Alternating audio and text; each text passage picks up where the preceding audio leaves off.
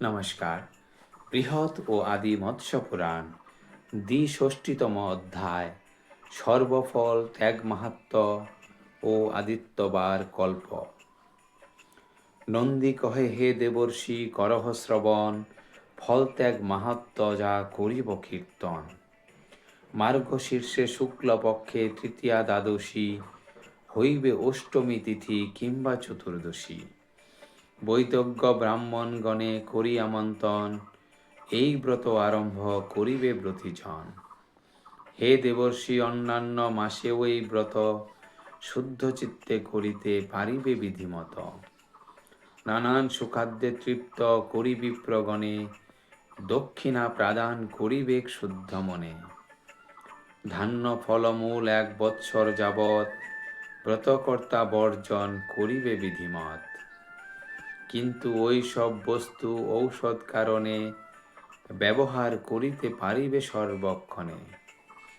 বৃষ রুদ্র ও ধর্মের মূরতি কাঞ্চনে, বিধিমত নির্মাণ করিবে সযতনে। কুষ্মাণ্ড বার্তা কুয়ার অশ্বত্থ বদর, আম্রতক পনস কপিত্থ ও কাশ্মর। বাহুক ও শ্রীফল জম্বির মাতুলঙ্গ, কদলী ডারিম আর আম্র ও কলিঙ্গ। নির্মাণ করাবে এই ষষ্ঠদশ ফল, যথাশক্তি করাইবে কাঞ্চনে কেবল। মূলক তিনতিরি আর এলা আমলক, কঙ্কল কুটজ সমী ও করমর্দক।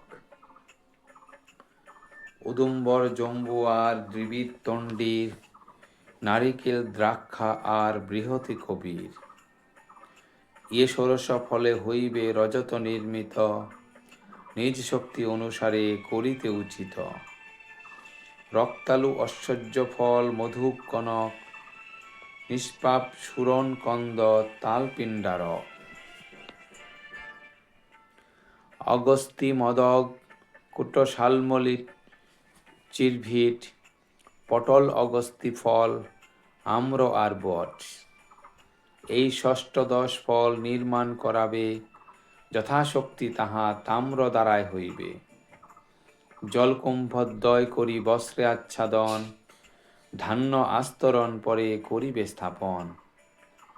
সপত্নীক ব্রাহ্মণকে করিয়া অর্চন, ধেনুসহ মূর্তিত্রয় করিবে অর্পণ। সর্বফলে দেবগণ করণ বসতি, যেন মম ভক্তি থাকে শঙ্করের প্রতি। ধর্মরাজ আর মহেশ্বর ভগবান, সতত অনন্ত ফল করেন প্রদান। এই ফল দান করি তাদের সহিতে, তাই তারা বরপ্রদ হওন আমাতে। শিবভক্তে সতত অনন্ত ফল রয়, জন্মে জন্মে তাহা যেন আমারও হয়। শিব বিষ্ণু দিবাকর আর পদ্মাসনে, কখনো ভেদ নহে আমার দর্শনে।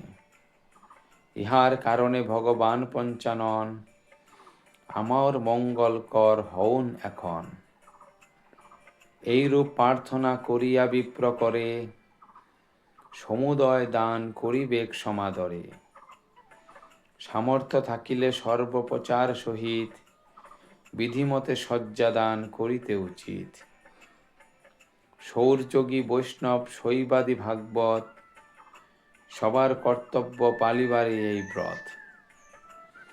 ইহ কিংবা পরলোকে ইহা অপেক্ষায়, মহাফল দাতা ব্রত দেখা নাহি যায়। এই ব্রত বিধিমত করিলে সাধন, যত সব পূর্ণ সেই করিবে অর্জন। একে একে সেই সব করিতে প্রকাশ, কভু না সামর্থ্য হইবে দীন ভক্ত দাস।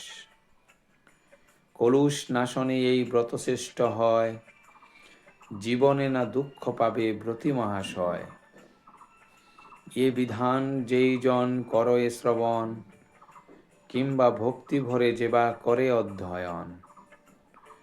উভয়ের হইবেক সর্বপাপ ক্ষয়, অন্তিমেতে দেবপুরে যাইবে নিশ্চয়।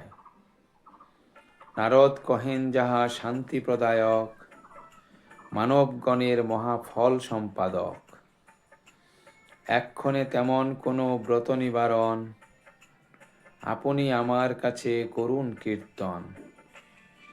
নন্দী কহে যাহা পরম ব্রহ্ম নিরূপত, চণ্ড সূর্য আর অগ্নি রূপে অবস্থিত। এই মহাব্রত সাধনার জনগণ, সতত কুশল লাভে সমর্থ যে হন। এতএব সকল কালেই রবিবারে, নক্তভোজী হইবেক বিধি অনুসারে। রবিবারে হস্তা নক্ষত্রের উপস্থিতে, তার পূর্বে শনিবারে বিমৎস্যের চিতে। কেবলই একবার করিবে ভোজন, কভু ইহা ব্রতী নাহি করিবে লঙ্ঘন। পরদিন রবিবারে সন্ধ্যার সময়ে, ভোজন করাবে যত্নে ব্রাহ্মণ নিশ্চয়। একটি দ্বাদশ দল কমল তখন, রক্তচন্দনের দ্বারা করিবে অঙ্কন। উহার পূর্বেতে সূর্যদেবকে তখন, বিন্যাস করিবে যত্নে করিয়া বন্দন। বায়ুকোণে মহেন্দ্র, নৈঋতে ভগদেব, পশ্চিমে বরুণ ও ঈশানে শান্তদেব। অগ্নিকোণে দিবাকর, আদিত্য উত্তরে, দক্ষিণেতে বিবস্বান স্থাপিবে সাদরে। কর্ণিকার পূর্বপত্রে সূর্য অশ্বগণে, বিধিমত সংস্থাপন করিবে যতনে। দক্ষিণ পত্রেতে বিন্যাসিবে অর্যমাকে, পশ্চিম পত্রেতে স্থাপিবে মার্তণ্ডকে। বিন্যাস করিবে রবিদেবকে উত্তরে, আর দেব ভাস্করকে কর্ণিকা মাঝারে। কুসুমাদি দিয়া অর্ঘ্য সাজাইয়া পরে, প্রদান করিবে পদ্ম মন্ত্রপাঠ করে। হে ভাস্কর তুমি সর্বভূতাত্মা কালাত্মা, তুমি বিশ্বতমুখ হও যে বেদাত্মা। তুমি অগ্নিণ্ড রূপী হও দিবাকর, এতএব মোরে তুমি পরিত্রাণ কর। হে তপন অগ্নি মিলে আদিমন্ত্র তুমি, তব পদে নমস্কার করিতেছি আমি। হে বরদ জ্যোতিপতি তোমার চরণে, নমস্কার করি আমি ভক্তিপূর্ণ মনে। এইরূপ মন্ত্রপাঠ করিয়া তখন, অর্ঘ্যদান করিয়া করিবে বিসর্জন।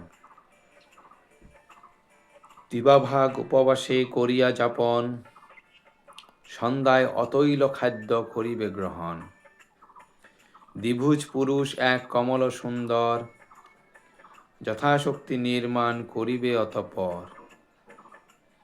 সুবর্ণমণ্ডিত শৃঙ্গী রৌপ্য ক্ষুরান্বিত, সবৎসা কপিলা গাভী কাংসের নির্মিত।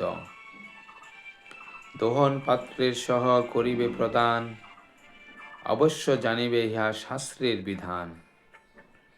পূর্বোক্ত পুরুষ মূর্তি পদ্মের সহিত, গুরপূর্ণ তাম্রপাত্রে করিয়া স্থাপিত। বেদজ্ঞ ব্রাহ্মণ করে করিয়া সম্মান, সুবর্ণ সহিত উহা করিবে প্রদান। বর্ষব্যাপী এই ব্রত করিলে সাধন, ব্রতকর্তা সূর্যধামে করে আরোহণ। অনন্তর পূর্ণক্ষয়ে ধরায় আসিয়া, শোক দুঃখ ভয় রোগ বর্জিত হইয়া। সপ্তদ্বীপ অধিপতি হইয়া নিশ্চিত, ধর্মের সদৃশ হইবেন বিরাজিত। এ ব্রতের শ্রোতা কিংবা পাঠক সুজন, অন্তিমে অমর লোকে করয়ে গমন। বৃহৎ ও আদি মৎস্য পুরাণে ৬২তম অধ্যায়ে সর্বফল ত্যাগ মাহাত্ম্য ও আদিত্যবার কল্পকথন সমাপ্ত। ধন্যবাদ।